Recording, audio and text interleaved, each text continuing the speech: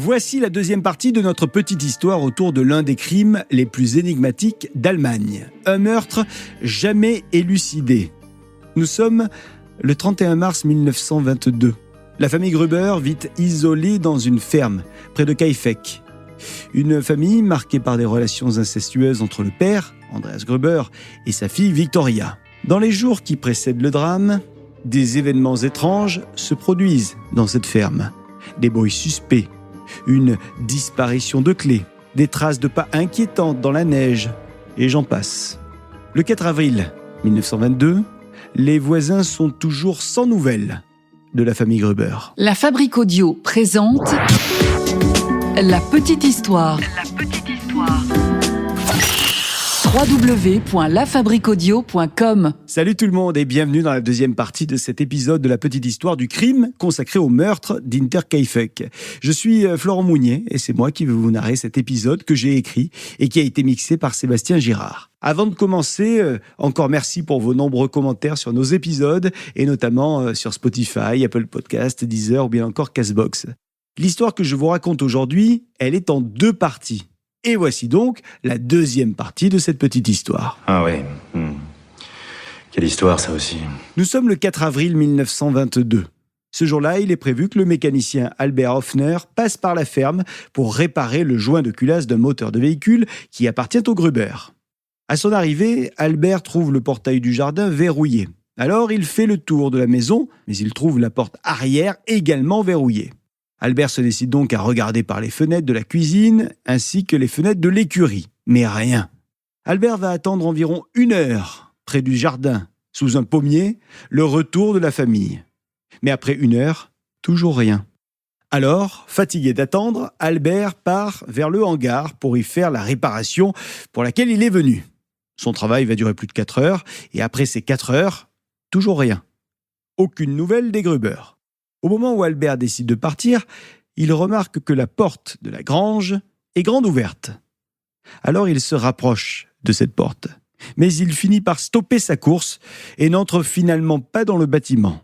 Albert rejoint son vélo et il informe des voisins, notamment Lorenz Schlittenbauer, qu'il a trouvé la ferme des Gruber vide. Lorenz prend alors la décision de se rendre à la ferme, histoire de voir ce qu'il s'y passe. Et il en parle à d'autres voisins.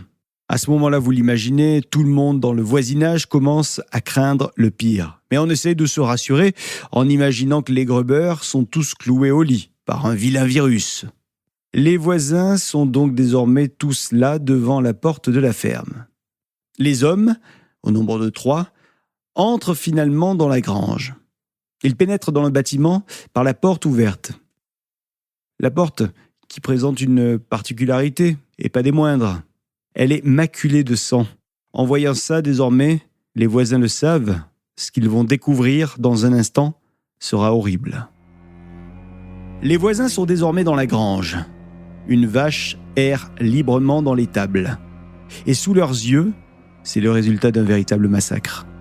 4 corps sont là, sans vie. Ils gisent. 4 corps. La jeune Casilia, allongée dans la paille, morte. Il lui manque des touffes entières de cheveux. Elle se trouve à côté des corps de ses grands-parents, eux aussi, morts. Et puis, juste à côté, il y a la mère, morte. Cette scène est juste horrible. Alors, je viens de vous parler de 4 corps. Vous avez fait le calcul, ça veut dire qu'il en manque 2. Où sont-ils ? Eh bien, le petit Joseph, il est dans la chambre de sa mère. L'enfant de 2 ans et demi est allongé dans son berceau. Et il a des blessures au niveau de la tempe droite. Des fragments de son cerveau sont même éparpillés dans le berceau. La femme de ménage, quant à elle, Maria Baumgartner, elle est dans sa chambre à coucher. La domestique est retrouvée allongée sur le côté, la tête presque sous le lit. Elle porte encore ses lourdes chaussures de marche et ses vêtements habituels. Maria Baumgartner a donc aussi été tuée et sa tête gît dans une grande mare de sang. Alors dans le crâne de toutes les victimes, il y a des blessures très étranges. Des trous. Ouais. Des trous ronds. Des trous de la taille d'un crayon. Des trous de 4 cm de profondeur. Les crânes des victimes ont tous été fracassés. En découvrant cette scène macabre, vous l'imaginez, les voisins sont paniqués et même choqués.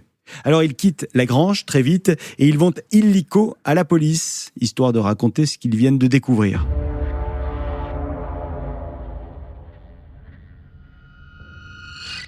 La police ainsi que le maire arrivent sur les lieux et l'enquête commence. Et 2 jours plus tard, soit le jeudi 6 avril 1922, le médecin de la cour, le docteur Johann Baptist Hohmüller, vient effectuer ses analyses. Le docteur va autopsier les corps et il va le faire sans bouger les corps, directement dans la grange où ont été retrouvées certaines des victimes. Le docteur va très vite déterminer que les meurtres ont été réalisés, selon lui, avec la pioche de la grange. C'est l'arme, dit-il, la plus probable. Puis, le docteur va affirmer que la jeune Casilia a agonisé pendant plusieurs heures dans la paille. Le docteur va même déterminer que Casilia s'est arraché les cheveux, elle-même, par touffe entière, sans doute par angoisse et par douleur. Le médecin de la cour détermine aussi que les meurtres ont eu lieu très certainement dans la nuit du vendredi 31 mars au samedi 1er avril. Alors, un premier fait troublant va être observé. Il semble que quelqu'un ait nourri le bétail dans la grange. Les bêtes semblent avoir été nourries il y a peu. Je ne vous dis pas qu'elles ont été nourries le 31 mars, mais bel et bien après. Et puis on retrouve également de la nourriture dans la cuisine. Quelqu'un, visiblement, se serait nourri après le 31 mars dans cette cuisine. On pense donc que le ou les assassins sont restés dans la ferme après leurs actes. Les enquêteurs vont évidemment fouiller le grenier de la propriété et y observer 2 empreintes de pas dans du foin qui a été posé sur le sol, comme si 2 personnes s'étaient allongées dans ce foin. Les enquêteurs chargés de l'enquête vont imaginer ce scénario. Écoutez bien. Le soir du 31 mars, les propriétaires de la ferme, leur fille, Victoria, et puis la fille de Victoria, Casilia, ont été attirés dans la grange un par un. Et c'est dans cette grange qu'ils ont été tués. Et c'est ensuite que le ou les assassins seraient entrés dans la maison familiale pour y assassiner le petit Joseph ainsi que la femme de ménage Maria.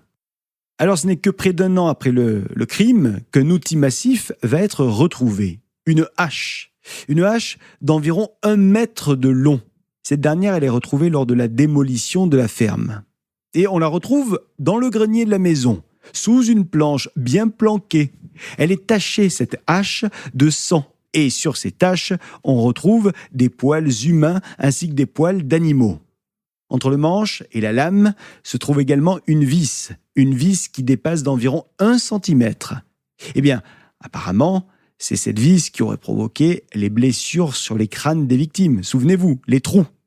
On oublie donc la pioche et on remplace la pioche par la hache.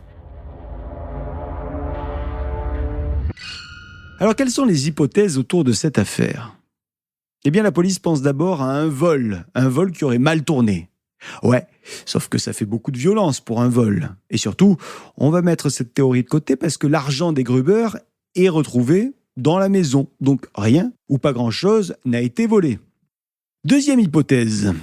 Souvenez-vous, je vous ai dit que Carl Gabriel, le mari de Victoria, était mort à la guerre. En effet, il a bel et bien été déclaré mort durant la Première Guerre mondiale en 1914. Oui, mais certains disent que son corps, à Carl Gabriel, n'a jamais été retrouvé. Donc, peut-être serait-ce lui, le criminel revenu pour tuer toute une famille.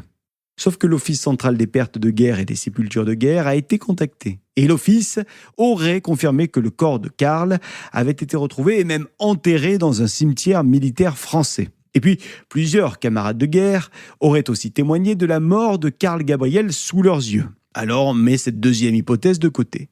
Pour arriver à la troisième hypothèse. Le voisin amant de Victoria, Lorenz Schlittenbauer.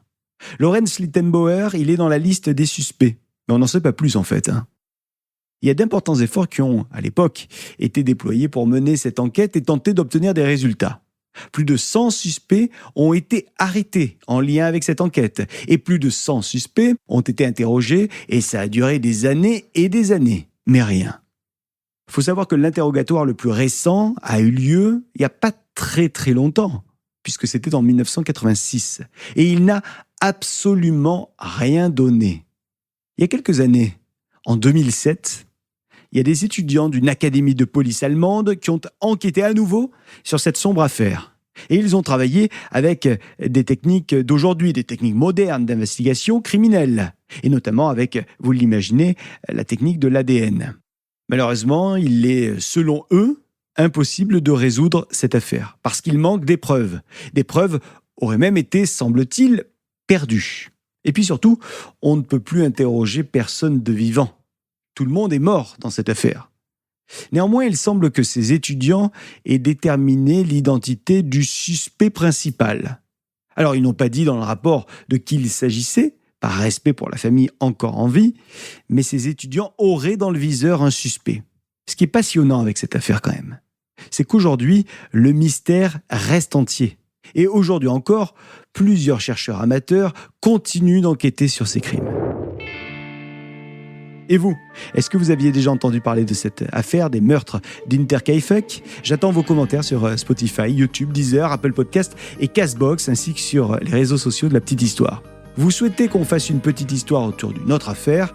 Eh bien, dites-le nous. Surtout, n'hésitez pas, on vous attend sur les réseaux sociaux. À très vite. La Fabrique Audio présente La Petite Histoire. Vous souhaitez devenir sponsor de ce podcast ?